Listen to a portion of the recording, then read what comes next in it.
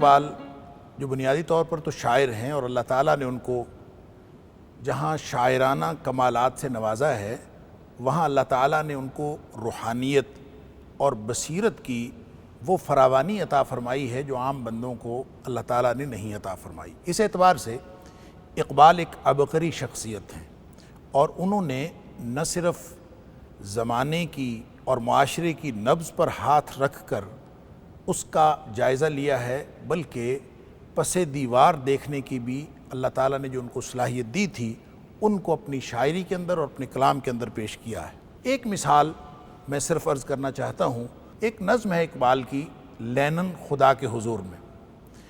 اس میں اقبال نے مغربی تہذیب کا تجزیہ کیا ہے اور یہ اس وقت کی بات ہے جب مغربی تہذیب اپنے پورے جوبن پر اور پورے عروج پر تھی۔ تو اس وقت اقبال نے یہ تجزیہ پیش کیا کہ میں اس تہذیب کو گرتے ہوئے دیکھ رہا ہوں، جو شاخ نازک پہ آشیانہ بنے گا ناپائیدار ہوگا، اس سے قطع نظر آپ اگر صرف اس نظم کو اگر سامنے رکھیں تو آپ ان اشعار کو اور ان کی گہرائی کا اندازہ کیجئے۔ مثال کے طور پر اقبال کہتا ہے کہ یورپ میں بہت روشنی علم و ہنر ہے، حق یہ ہے کہ بے چشمہ حیواں ہے ظلمات، رعنائی تعمیر میں رونق میں صفا میں گرجوں سے کہیں بڑھ کے ہیں بینکوں کی عمارات، ظاہر میں تجارت ہے حقیقت میں جوا ہے، سود ایک کا لاکھوں کے لیے مرگ مفاجات، یہ علم یہ حکمت یہ تدبر یہ حکومت، پیتے ہیں لہو دیتے ہیں تعلیم مساوات۔ اور پھر اقبال تجزیہ کرتے ہوئے یہ کہتا ہے کہ بیکاریوں ریانیوں میں خاریوں افلاس، کیا کم ہے فرنگی مدنیت کے فتوحات، کہ وہ قوم کے فیضان سماوی سے ہو محروم، حد اس کے کمالات کی ہے برق و بخارات، ہے دل کے لیے موت مشینوں کی حکومت، احساس مروت کو کچل دیتے ہیں آلات۔ اللہ اکبر۔ اور یہ کہہ کے پھر اقبال ایک سوال کرتا ہے، خود ہی سوال اٹھاتا ہے اور پھر خود جواب دیتا ہے۔ وہ کہتا ہے کب ڈوبے گا سرمایہ پرستی کا سفینہ،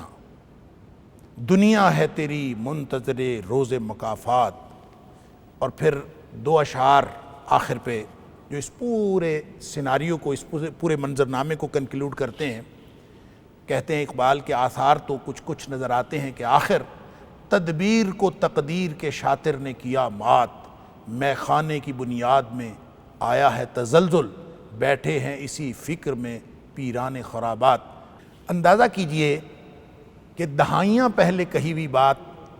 آج ہو بہو درست محسوس ہو رہی ہے۔